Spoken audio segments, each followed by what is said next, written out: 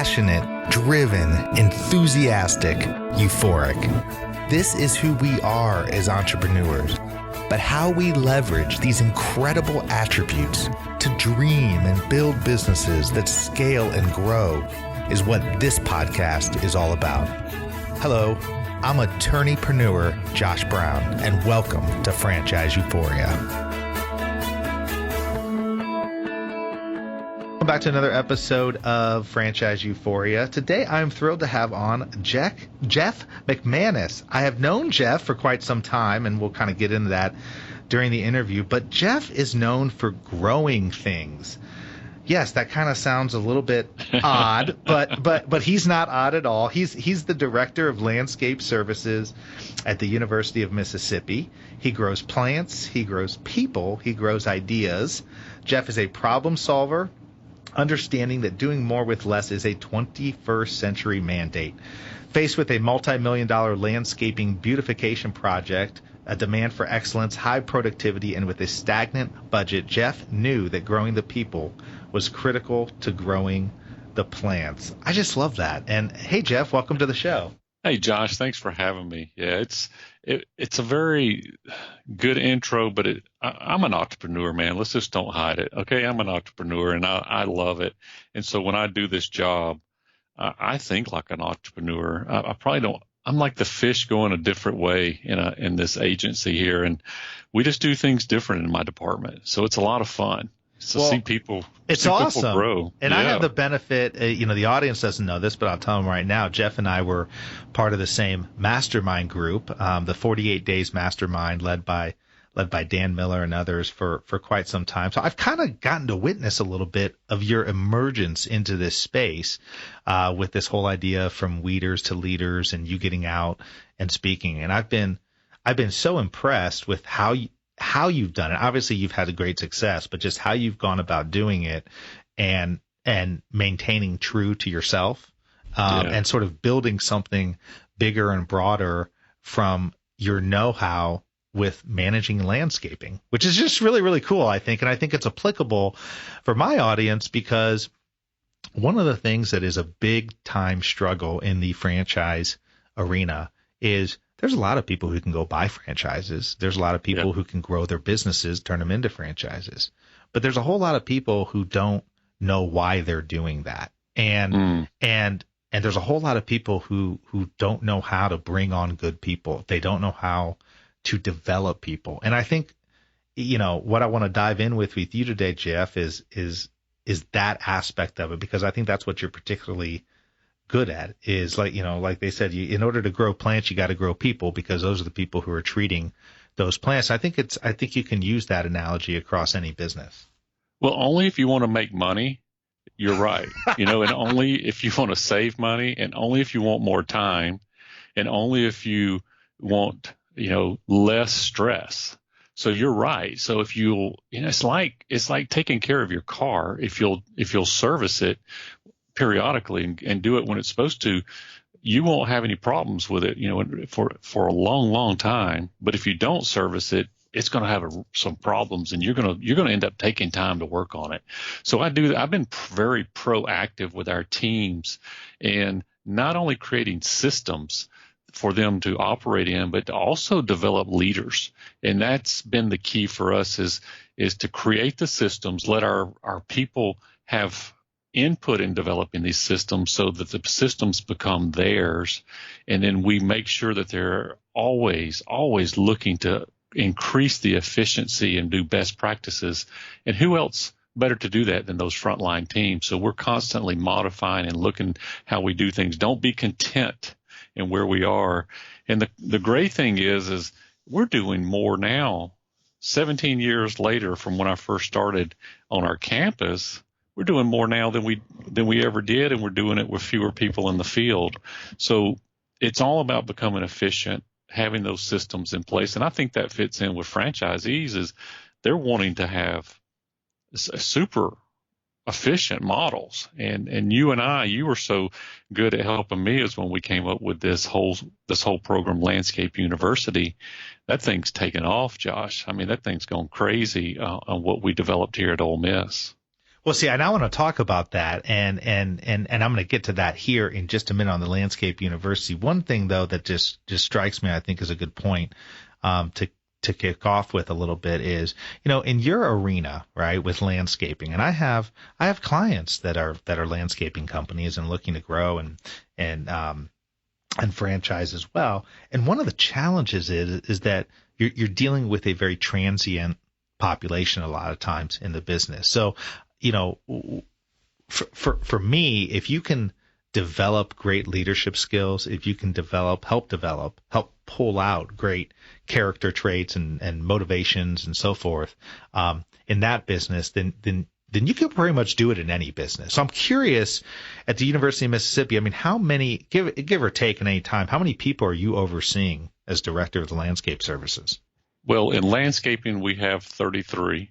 I've got also an airport, believe it or not, that we run, and we run a golf course. So total, I'm running around 50 to 55 people full time, and we hire students as well. So at any given time, we could have 60 to 60 people in the busy season of the summer here with our students and so forth. But we only have 25 people in landscape services that actually work in the field. Wow. And that doesn't seem like a lot for a whole university and an airport. It's 1,000 acres, and it's all about creating. I get to talk a lot about this in our industry, and ways to make your systems efficient. How to make. It's not just the property, but it's in the office, it's in your people, it's how you conduct your meetings, it's how people view themselves. It's a whole process. But yeah, once you start getting that wheel turning in the right direction, man, it's amazing. It's fun to watch the thing go. I love it. I mean, I love seeing this thing come together now. Now, do you have managers as well that you're working with who are managing some of the other folks, and are they helping to train some of the folks working in the field as well, I would imagine? Oh, sure. That's why I'm able to do what I do. I mean, it's, my role has changed so significantly because I've trained people into my job each time I work my way out of a position, because I continually have people moving up. And I had one girl who was running a weed eater when I first got here, Denise, and I could tell she had a great attitude, and I kept talking to her and gave her a little bit more responsibility. She initially pushed back and saying, I don't know that I'm the right person, but we gave her the confidence that, we think you can do this. And eventually she led a team of people. She became a supervisor. And then when I took over the airport and the golf course, I said, Denise, I need somebody to really oversee the entire operations here on campus, the main campus, for landscaping. And I said, I think you're going to be a great pick for that. And she's like, I don't know. I can't. I'll be the boss to my bosses now, who used to be my boss. I can't do that. And, we just kept working with her, and we said, hey, let's try it. And my goodness, she did an incredible job. And today she runs day-to-day operations in landscape services. So yeah, we've truly developed weeders into leaders. And we've had our manager at the airport and our manager at the golf course were entry-level people at one time. We truly believe in developing leaders here. That's the key to our success and our culture here. What's the biggest challenge, or the most consistent challenge that you found in helping people develop that way? I mean, is it a mindset shift? Absolutely. It's a mindset, but what you find is a lot of people are on the fence on how to think at work. They're watching leaders.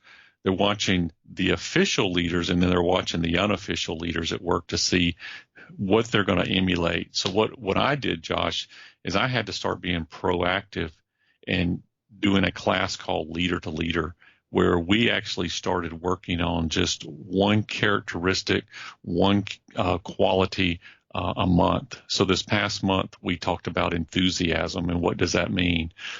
We've talked about the word adaptability, and we build these so that our folks they can hear themselves talk about these things in a very positive way, and it's made our team stronger, growing our culture in a way that people have their core values line up together. We even created our own landscape creed of our values, and we say it every Monday morning in our department meeting, reminding us and also introducing our new people to what our culture is all about. So does all that work? Does that tie into what you had mentioned previously about Landscape University? Tell us a little bit about Landscape University. Well, all these things are moving around in typically our department, but any business too. Because I've worked with a lot of businesses on this, but you got a lot of moving pieces. And you, as an owner or committee, you're trying to get your hands around everything you're doing, and you want to have a way that all your people are up to speed and a bit trained, and there needs to be some accountability. Well, Josh, it took us about 4 years to come up with this program, Landscape University, where we created our levels and the classes and who needs to go to what and all these type of programs. And we launched this thing in 2013, and we didn't even have all the classes finished, but we had enough going. And boy, did it really help us get organized, and it helped us even go even more. I mean, we were already good. We were really efficient, but it even took us to another level because our staff were even being empowered at a higher level where they knew what the standards were. So they felt comfortable saying, hey, this is not how we do it out in the field. They would call somebody on and say, this is not our standard. This is not the Ole Miss way, the University of Mississippi way. This is the way we do it. And so there was a lot of accountability, not just with the leaders, but with each other. So that really got us organized. And then you remember the old days, Josh, when we were in first grade and the teacher would put all of our names in the class on one side, and then she'd give us a star, put a star by our name if we did something good. Hey, I never had too many stars by my names, just so you know. I don't believe you, Josh. I think you were probably that kid. You were probably the teacher's pet. But we do that here. We do all the classes. And so as you pass the class, you get a little sticker by your name, and it's amazing the pride, the accountability, all the neat things that happen by just having that visible to our staff. No longer can anybody say, well, I wasn't trained on that, or I didn't know that. But also there's that point of pride of, this is our standards. This is how we do it.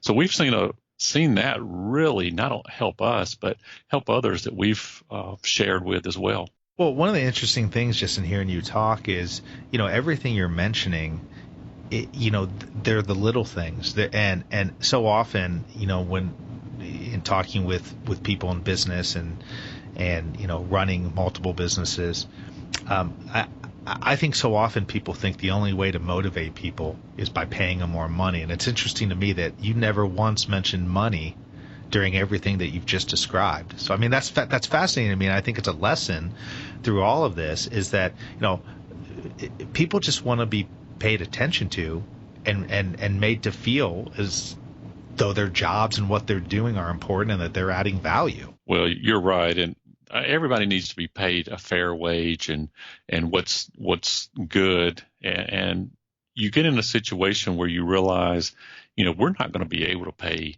any more than what the state, the university allows. So at some point you have to figure out really what motivates people. And if you fall for the trap that money's the only motivator, then you'll stay on a really slippery slope because people won't remember that very long. I believe in giving employees fair wages. I mean, they need that. Absolutely. But this is really taken as far as point of pride and the things that also motivate people. If you read the Daniel Pink's book, Drive, the three things that motivate people are a purpose. They want to know they have purpose in life. They want to have mastery of whatever it is they're doing. Landscape University is a great way for mastery. And then they want to know that they have autonomy. They have a little bit of control over their time. He said those are the three things that most people are looking for. And they get a lot of autonomy when they go out into the field on what they're doing, and we're not micromanaging them every step of the way. So those are the key elements of what motivates people to be excited. But when you talk about a purpose, you have to look deeper of what your business is doing, what it really does, and why you're doing it. And when you can answer that why you're doing this, that truly inspires, especially this younger generation that's coming along, of why do I need to spend 8 hours outside in the hot sun weed eating and cutting grass and doing these things that are hard.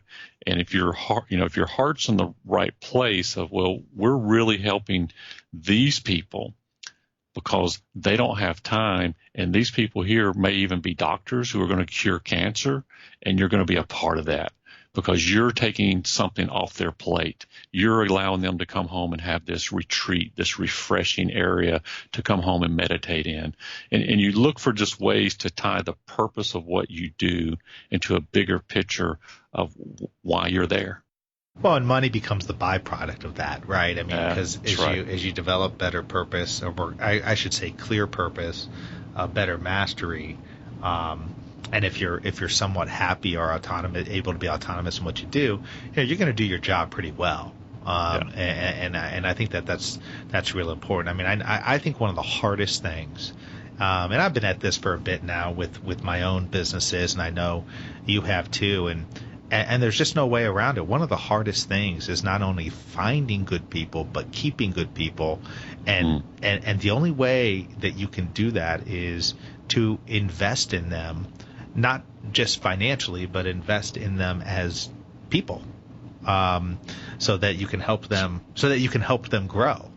That's right. I think there used to be a mindset of, you don't want somebody to grow too big because then you grow them out of your business. I would think that's got to be probably one of the most rewarding things, is that if you get somebody who comes in at a lower level at your university and shows great leadership and ultimately works their way to where they maybe leave and go start their own landscape company, that's got to feel pretty good, I would think. It does. I mean, that's happened. I mean, we've had some great people come here, and we're continually growing them, and they outgrow us.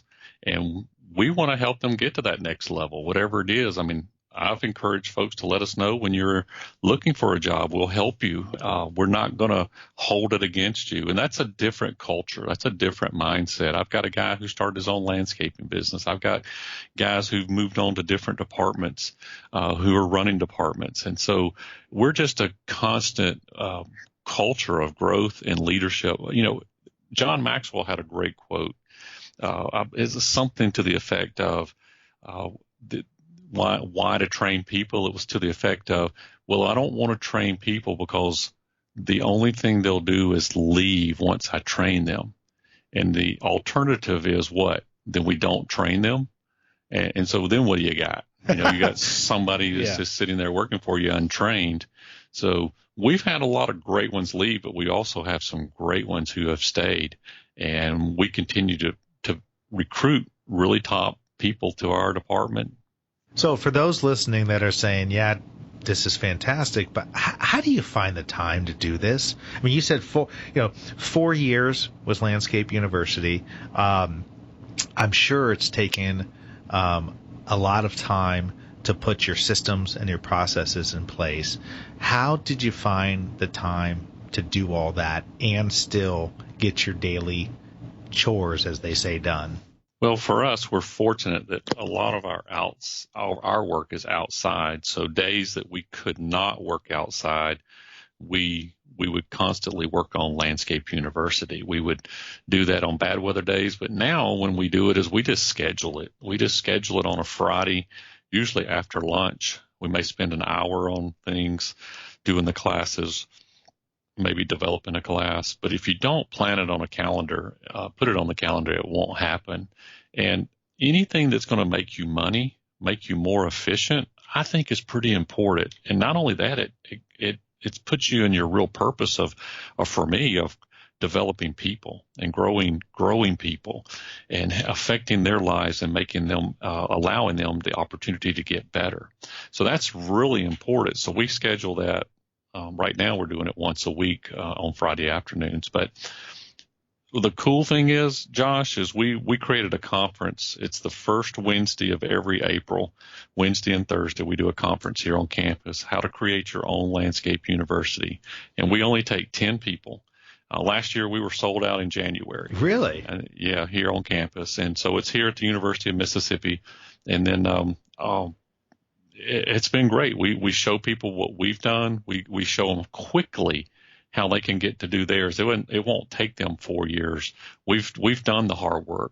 And so the University of Mississippi now holds this conference, and we've had people all across the United States here, but we keep it small intentionally because we want to be able to work with people. From across all different businesses, not just landscaping businesses? Landscape businesses has been our focus. It's funny you asked that here on campus, but I've been me personally, I'm working with several companies that are not landscaping companies, but that's sort of my the side things that I'm side doing. hustle. So that's side hustle. That's right. I'm working with actually a real estate company, believe it or not. That's an investment investment it makes company. sense, Jeff. It makes sense because it's the same. I mean, it's people want to do the same thing you're doing, just in a different business, and setting up that being able to Landscape University gives a very efficient model for how to do that. Because most of it is digital and online and videos and so forth. It's funny you asked that question because we really went old school with this. We went old school. Yeah, we went digital for a while, and we for our in-house staff, and then we just found that old school does something with our team element, that when we're there together to keep it pencil and paper right in front of everybody. So we teach this old school, and I love that. Yeah, we really do. And then when I teach it, like I'm going down to a major university and later on a couple of weeks, and I'm going to work with them with their huge school. If I mentioned it to you, and we're going to do Landscape University for their department. And I've been to several universities as well and do it. So the University of Mississippi has been awesome because they know that this sets them up as the leader. So they allow me to do this side hustle, which is one of the reasons I love working here. I get the best of both worlds. I get to work a great place here, but also get to represent them and have fun doing this as a side hustle. So yeah, it's really when I start showing it to people and developing and so forth, it's old school makes a lot of sense. And then when we're to host it, that could become something that does online that they might do internally online. Well, digital's just a tactic. I mean, seriously, yes. It doesn't replace nothing. This is what I found. I mean, and, I think there's a big craze on the digital side, and certainly there's no disrespect to that because digital, when it's automated, it's as our friend Dan Miller likes to say, Swiss money, sales while I sleep soundly. But that's right.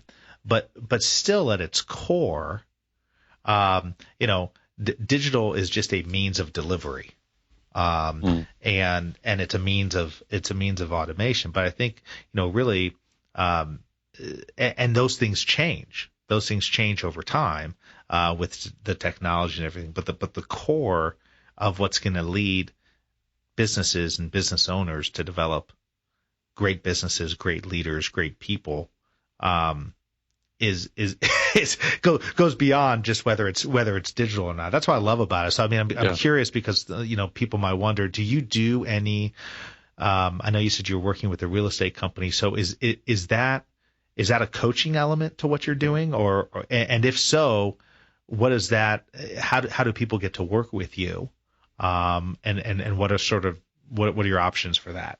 Well, I'm real picky, Josh, with who I work with. I only work with people who really want to take their people to the next level and are people driven. I don't like to work with people who are just money driven as far as just trying to make that extra buck. I mean, there's nothing wrong with that, but I want to be investing in people.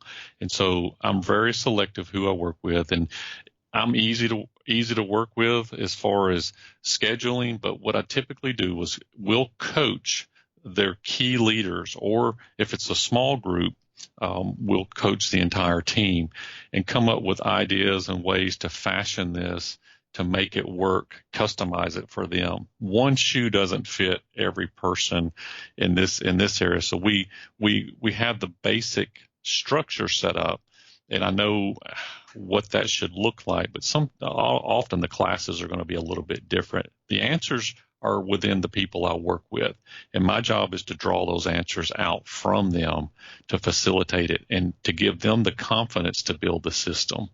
And that's what I do pretty effectively on my side. Well, it sounds great. You've certainly got a very successful reputation and history of doing that. And like I said, I'm just really happy that you're having great success for it. And for those interested, Jeff can be found at jeffmcmanus.com. That's JEFFMCMANUS.com, as well as on Twitter at Jeff McManus and Facebook at jeff.mcmanus.16. I'm curious. You had the book Weeders to Leaders, right? Yeah. It's coming out. Is it? See, I thought it was. Is it already out? It's not out yet. It's out in Kindle. Okay. The Kindle version's out, and then my launch date is September the 6th. And so pre-orders are going in right now. It's called Growing Weeders into Leaders: Leadership Lessons from the Ground Level. I've had some great opportunities to even do a lot of pre-sales, so I'm excited. But what I thought I'd do for your group is I'm going to have some bonus things, videos, and some things that I'm giving away for anybody in your group that signs up.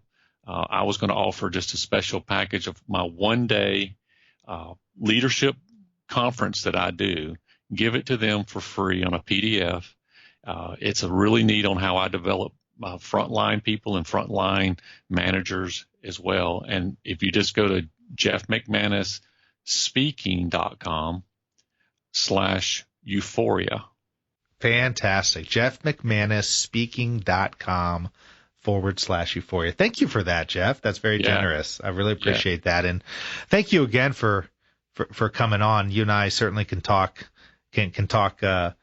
longer. We probably will do so off the recording, but it's great to interview you, and I can speak firsthand for obviously what kind of guy you are and your character. And I would encourage anybody who's listening, who's interested in developing their people, developing themselves, to reach out to you, to go to your site to get your information, because you're first class all the way, and so I really appreciate that.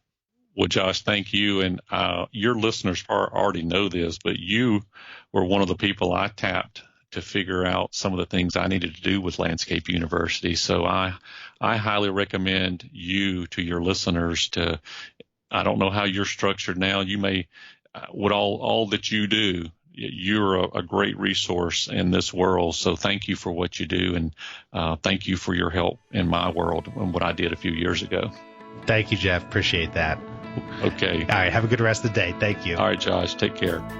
Thanks for being with us today on the Franchise Euphoria podcast. If you enjoyed this episode, please be sure to go to iTunes and provide a review. Also, please remember that although Josh Brown is a licensed and practicing attorney, nothing contained in this podcast should be construed as legal advice, because it is not. The information contained in this podcast is general and educational in nature, and none of it should be relied upon as legal advice. That being said, if you have questions for Josh and would like to contact him, please email him at josh@franchiseeuphoria.com. Thank you so much for listening, and we hope you tune in to our next weekly episode.